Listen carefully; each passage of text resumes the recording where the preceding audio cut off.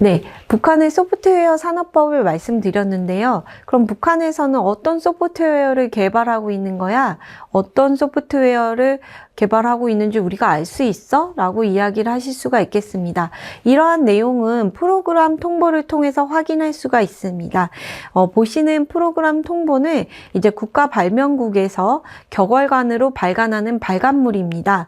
그래서 북한의 우수 소프트웨어를 소개하고 있는 잡지인데요. 2020년 이후에는 이런 소프트웨어가 전시회, 전람회에 발표되기도 하였습니다. 그래서 이러한 정보를 통해서 북한이 어떤 소프트웨어를 발명하고 있는지 확인을 할 수가 있습니다. 잡지의 구성, 목차를 보시면 크게 5가지로 나와 있는데요. 체계 및 정보 처리 프로그램, 그리고 자료기지, DB의 북한말입니다. 자료기지 및 경영 업무 프로그램, 세 번째로 과학기술 계산과 설계 프로그램, 네 번째로 교육과 다매체 프로그램, 다섯 번째로 다른 나라의 소프트웨어를 소개하는 방식으로 이 프로그램 통보가 구성이 되어 있습니다. 소프트웨어 개발 동향을 보시면요.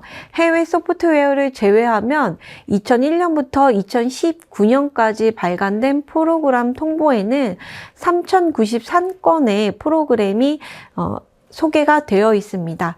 이 중에서 DB와 경영 업무에 해당하는 소프트웨어는 803건입니다. 이 중에서 DB를 다시 빼고 경영 업무와 관련된 소프트웨어만 359건으로 확인이 되고 있는데요. 이 359건을 다시 7가지로 한번 분류해 봤습니다. 기업 경영과 관련해서요. 기업 포털 솔루션, 재무회계 관리, 인사급여 관리, 공급망 관리, 생산 현장 관리, 고객 관리, 기타 기업 관리 이렇게 7가지로 분류를 해 보았고요. 분류를 해 봐서 다시 한번 분류를 해 봤습니다. 그래서 생산 현장 관리 소프트웨어에 가장 중점을 두고 관련 소프트웨어를 개발하고 있는 것으로 확인이 되고 있습니다. 142건이 확인되고 있고요. 두 번째로 많은 소프트웨어는 기업 포털 솔루션 소프트웨어입니다. 기업 경영을 종합적으로 다루는 소프트웨어이고요. 세 번째는 재무회계관리 소프트웨어입니다. 50건이 확인됐고요. 다음은 기업관리, 인사급여관리, 공급망관리, 문서 작성관리, 고객관리 소프트웨어입니다. 이렇게 북한에서 발명한 소프트웨어의 순서대로 본다면 북한이 방점을 두고 있는 순서로 이해해도 무관할 것입니다. 그렇기 때문에 북한의 기업 경영 소프트웨어 개발 동향을 보면 생산 현장 관리가 39.5%, 기업 포털 솔루션이 26.7%로 60% 이상이 지금 생산 현장 관리와 기업 포털 솔루션에 집중되어 있는 것으로 보여집니다. 북한이 이 부분에 방점을 두고 관리를 하고 있다는 것입니다. 다음은 공장기업소의 정보와 동향을 한번 살펴보도록 하겠습니다. 네, 2015년에는 기존에 있었던 26호 모범기대 영해상에 현대화 정보화 조건을 추가해서 정보화를 잘한 기업, 현대화를 잘한 기업에 이 상을 수여를 하기 시작을 했습니다. 2016년에는 7차 당대회가 있었는데요. 이때 공장기업소의 통합 생산체계 구축을 한다라고 제시를 하였습니다. 2017년에는 3중 26호 모범기대 영해상이라는 것을 새롭게 만들었는데 현대화하고 경영관리 체계를 도입을 통해서 생산을 확대한 단위의 표창을 하고 있습니다. 그리고 21년에는 8차 당대회가 있었는데 공장 기업소의 경영 활동을 개선해야 된다라는 것을 언급을 하고 있습니다. 그래서 종합해서 살펴보면 통합 생산 체계, 무인 조종 체계, 경영 관리 체계가 지금 북한이 공장 기업소에 확립하고 싶어하는 가장 중요한 체계라는 것을 확인을 했습니다. 네, 공장 기업소의 26호 모범기대 영예상 표창을 받은 그 동향을 한번 살펴보면요. 2015년 이후로 이제 현대화 정보화 단위에 이 상을 수상하기 시작을 하였고, 21년을 기점으로 해서 33건에서 78건으로 굉장히 2배 정도 이상으로 확대가 되었습니다. 그래서 동향을 살펴보면 15년 이후 총 291개 단위가 표창을 받았고, 중복을 제외하면 206개의 단위가 수상을 받은 것으로 나타납니다. 이제 공장 기업소, 현대화되고 정보화되고 있는 공장 기업소가 확대되고 있는 동향을 이 표창을 받은 공장 기업소를 통해서 간접적으로 살펴볼 수가 있었습니다. 네, 북한의 디지털 전환 사례를 노동신문 보도를 통해서 한번 살펴보도록 하겠습니다. 23년에 있었던 평양 제1백화점 사례입니다. 평양 제1백화점은 통합경영정보체계라는 제1.1.0, 제2.0이라는 소프트웨어를 개발하고 도입한 사례로 알려지고 있는데요. 일생산과 재정총화, 자재관리, 책임 일꾼 지원, 노동력 관리, 설비, 비품 생산, 연료 관리, 재정 회계 지원하는 이러한 것들을 소프트웨어를 이제 도입을 해서 백화점을 운영한다라는 사례였습니다. 다음은 성천군 식료공장의 생산 관리의 부분인데요. 이 공장은 자동 조종 체계를 확립했다라는 이야기가 나오고 있습니다. 이제 자동 조종 체계는 이제 자동화 시스템을 도입했다라고 이해를 할 수가 있겠는데요. 여기 이 공장에서 제곡하고 발효하는 공정, 그리고 초유하고 분유를 생산하는 이 공정을 자동화했다라는 이야기입니다. 그래서 이 선천군 식료공장은 김하군 지방공업 공장의 하나인데요. 지금 김정은 시기에 들어와서 김하군이 지방공업 공장의 본보기 사업의 일환으로 소개가 되고 있고요. 지방공업 공장 현대화 사업을 추진하고 있는 상황입니다. 다음은 평양 평천구역의 식료품 종합 3점 사례입니다. 2018년에 보도가 되었고요. 판매와 마케팅에 대한 사례입니다. 이 평천구역 식료품 종합 상점에는 이제 40여 개의 식료품 상점이 입점이 되어 있는 상황인데요. 이 경영 업무가 전산화되면서 상품을 구입하고 보관하고 공급하고 판매하는 이런 경영 업무 자체를 전산을 통해서 관리를 하고 있다라고 소개한 사례였습니다. 이 식료품 종합 상점 안에 있는 미래 식료품 상점에서는 카드 결제기를 도입해서 이제 소비자들이 왔을 때 결제를 카드 결제로도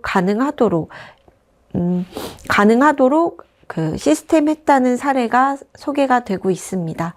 2023년에는 이제 북창화력발전연합기업소 사례가 소개가 되고 있습니다. 기능공 양성체계를 운영한다는 이야기인데요. 이 기능공이 전문가인 거죠. 그래서 이 전문가를 어떻게 양성하느냐라고 했을 때 운전 모의 체계 소프트웨어를 도입해서 양성한다는 사례가 소개가 된 보도입니다. 그래서 이제 가상으로 소프트웨어를 통해서 가상으로 이제 여러 가지 기술을 체험하고 습득하는 것인데요. 이것을 위해서 연합기업소에서는 10여 대의 컴퓨터를 설치하고 7대 액정 현시 장판, 그리고 10대의 모의 조작판, 전광판 1대를 설치를 해서 이제 조작공의 모의 훈련 실습장을 운영하고 있다. 그래서 전문가를 양성하고 있다. 이런 사례가 그 노동신문을 통해서 소개가 되기도 했습니다. 북한 이탈주민 인터뷰를 통해서 보면 당시에 2019년에 탈북을 하신 북한 이탈주민